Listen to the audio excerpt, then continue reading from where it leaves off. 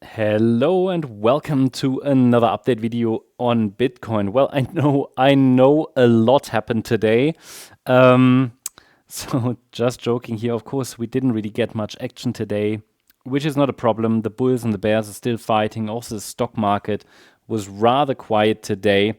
However, we still want to take a look at the updated structures or to see is there actually any update and what are the key levels that now need to hold to keep the uptrend alive.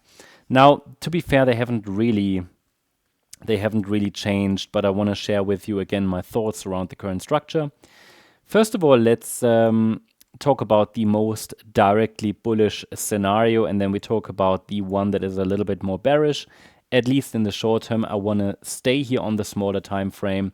In my first video today, I also covered the daily chart. So if you're new here on the channel, check it out if you're interested. But the overall idea is that in our, let's say most bullish scenario, the price formed 5 waves up from the 22nd of June low, wave 1, wave 2, wave 3, wave 4, wave 5, here to this swing high from the 30th of June.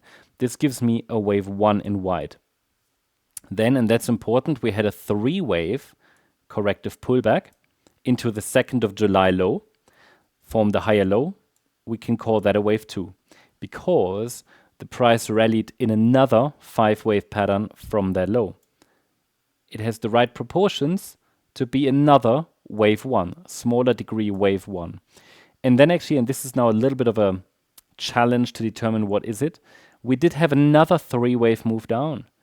So technically speaking, this could be another wave 2. So we have a 1-2-1-2 setup.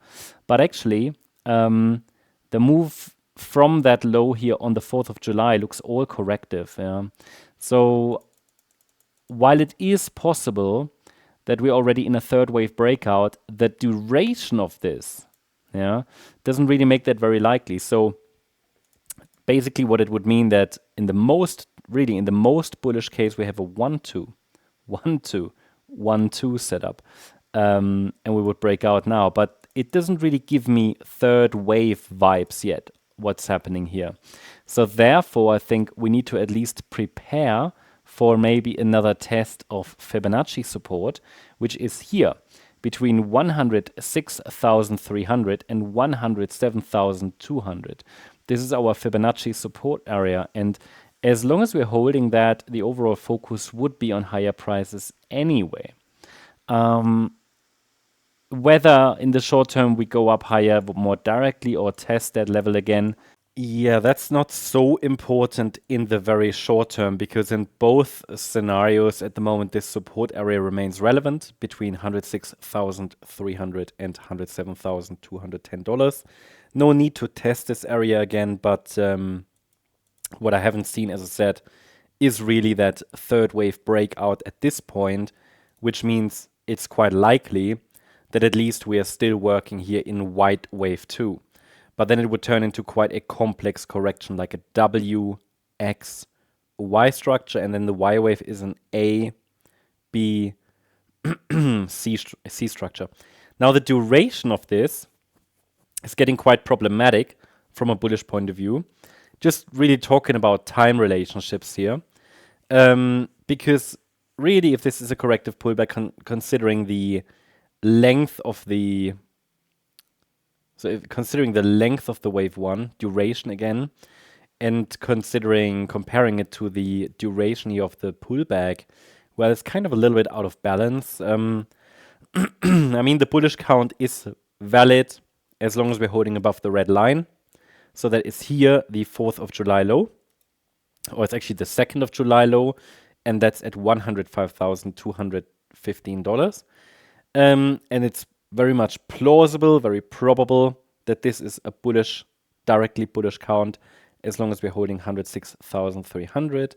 It really hasn't given me any evidence that support will hold, which means I haven't really seen any strong impulsive breakout above our signal line, which is highlighted here in green at 110,630. So overall, for now, we remain caught in a range, but I'm very much watching.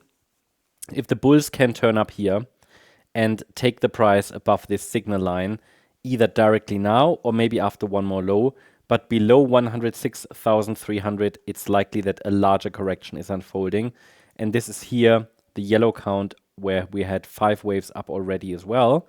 But it's the entire move up, which means in yellow wave 2, the entire move up needs to be corrected, which opens the door for a broader correction, which isn't really bearish, but it means that there's a good chance then if this happens, yeah, and we break below upper support, that we'll head into this region between the 2nd of July low and the 22nd of June low.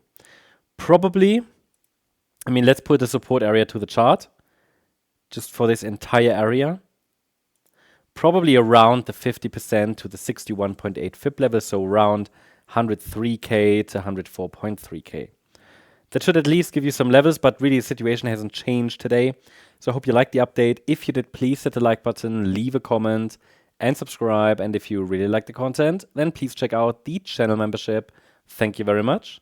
Bye-bye.